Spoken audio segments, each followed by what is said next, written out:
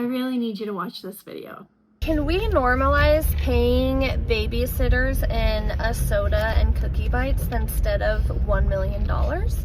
First and foremost, no hate to that creator. Everyone who shares on the internet knows what it feels like to put up something that you're like, oh, I regret that. Which is why I'm blocking out her name and her face, because it's not about her. It's more about this idea, which is unfortunately pretty common within Utah and Mormonism.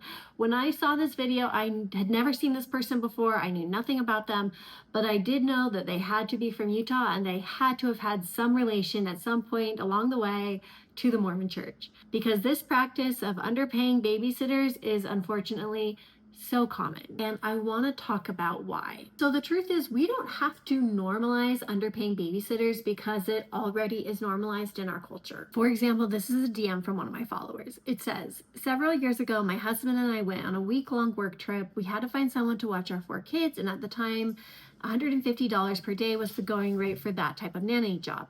I found someone who agreed to the rate, and when my husband got home and I told him, he was like, can't you find someone cheaper? That's too much. And I got so angry. Like, this is literally the most important thing, the care of our children. You should not be trying to scrimp and save and cut corners and just find the person who will do it for the cheapest with the most important thing in our lives.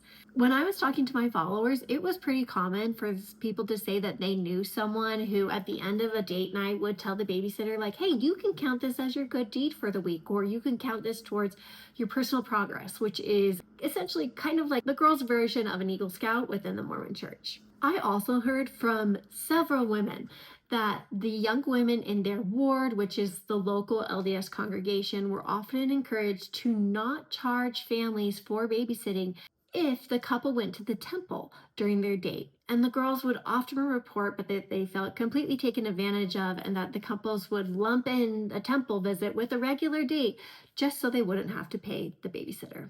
Listen to this, DM. I help plan Relief Society activities every month for our ward, and every time we plan something, the young women are voluntold to watch the kids. We have a little nursery set up for the women who have husbands that are either gone or work late or whatever. And guess who's going to make sure that the young men are in charge of it next month? This girl.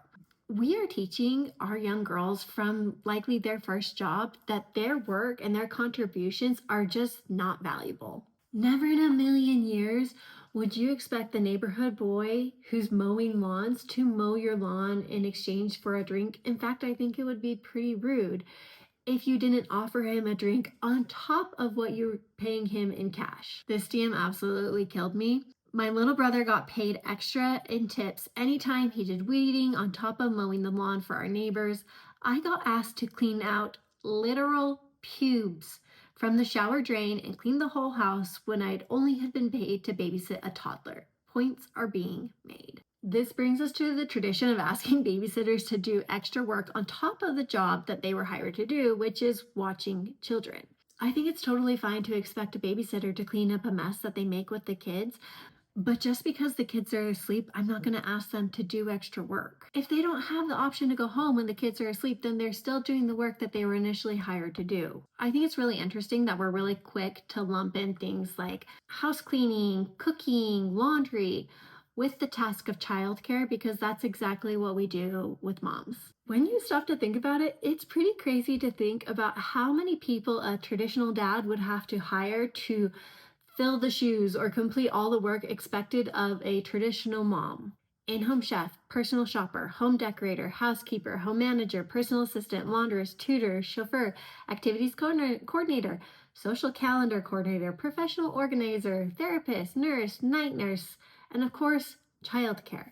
You should let me know in the comments what I'm missing, because I am sure I am missing some. If you hear all that and think like, well, yeah, that's just like part of being a mom, why don't you think that about a dad? Why is the dad's only responsibility to work a job? That's something he already would be doing if he was single and didn't have kids. It doesn't require any extra amount of work or sacrifice. Which, as a side note, I hope that the next time you hear someone say, like in situations of divorce, that a woman is taking half of his money, I hope you clock those comments as absolutely ludicrous. Did she not contribute financially, or did she outwork him tenfold without payment? We expect so much of moms, so of course it's natural that we lump the same expectation on young girls.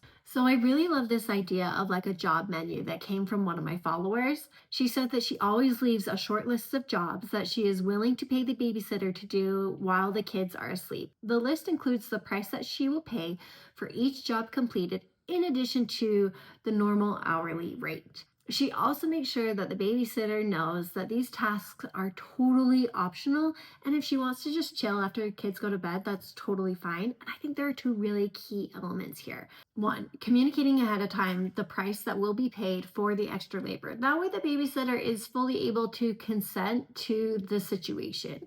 And two, communicating the expectation or the lack thereof. We can't ignore the power imbalance here with between you, the adult, the babysitter, a likely child, and probably a child who was raised, whether in their home, through their church, or just from the world at large, to be an absolute people pleaser. She might say, "Oh, you don't need to pay me. I like doing it." Or the mom might even call you and say, "You don't need to pay her that much," but that doesn't make it right. Now, is there a time where it would be totally appropriate for a young girl to volunteer to contribute through childcare or any other way? Yes, absolutely. I hope that we can all understand that we are talking about the big picture here. There are always exceptions to every rule, but we're just talking about the rule right now, right?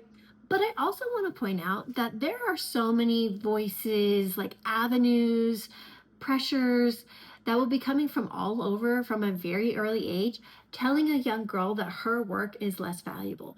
Ensuring that we always pay babysitters the proper rate is not going to tip the scales suddenly in the opposite direction, but I do believe every little bit helps. Listen to this, DM. I was just having a conversation about this. I have a really hard time coming to terms with the fact that my work deserves compensation.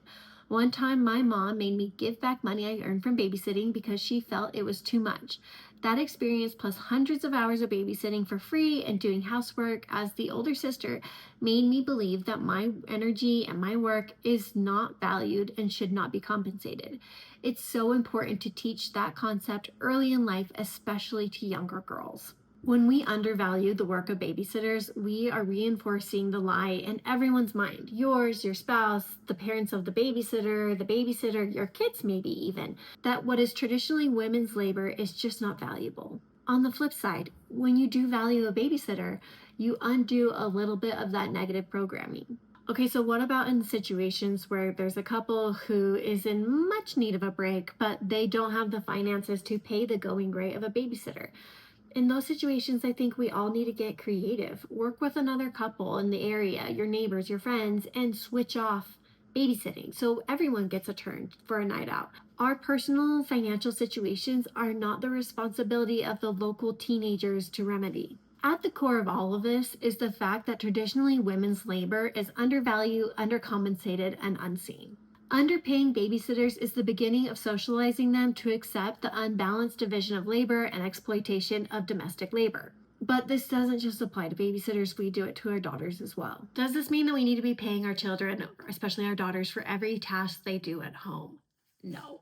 Part of our job as parents is to teach our children how to be healthy and responsible adults. And that includes chores or less fun work that is expected of any adult participating in a normal, healthy family situation. The key is helping our children learn that domestic labor is not divided based on gender. Laundry, cleaning, cooking, planning, organizing, and beyond are not mom's job that everyone else helps with sometimes. These are simply family jobs that need to be done, and everyone should chip in an age-appropriate manner. If you're wondering how to help your kids learn how to do this, I highly recommend my sister Sam Kelly's course called Notice and Do Cycle Breakers.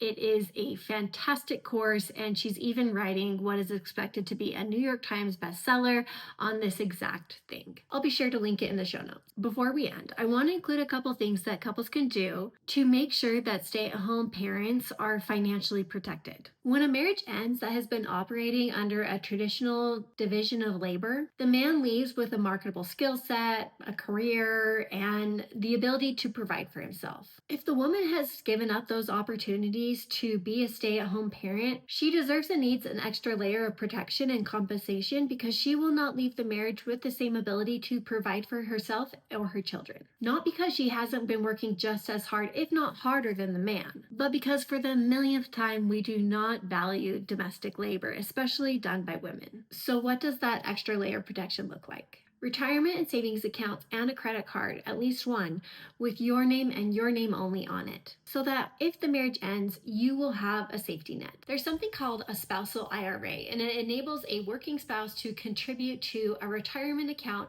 for a non-working or low-earning spouse, enabling, say, a stay-at-home parent to build their own retirement savings. The couple must file a joint tax return. The account is opened in the non-working spouse's name as a traditional or Roth IRA, with contribution limits for 2026 at $7,500 per account, $8,600 if you're over 50. If you're thinking, isn't that just manifesting the worst case scenario? I want you to consider, do you think wearing a seatbelt is manifesting a car crash? Is requiring your kid to wear a helmet manifesting that they crashed their bike? Is insurance manifesting a disaster? No, and your safety ropes, your safety knot are not a threat to your spouse. It's just smart and the most loving thing to do to make sure that your spouse is protected if the worst were to happen. If you aren't convinced or you disagree, please feel free to let me know why in the comments, and I would really appreciate it if you would like and subscribe. I really have no idea what this channel is going to become, but I am doing it and I would love to have you along for the ride.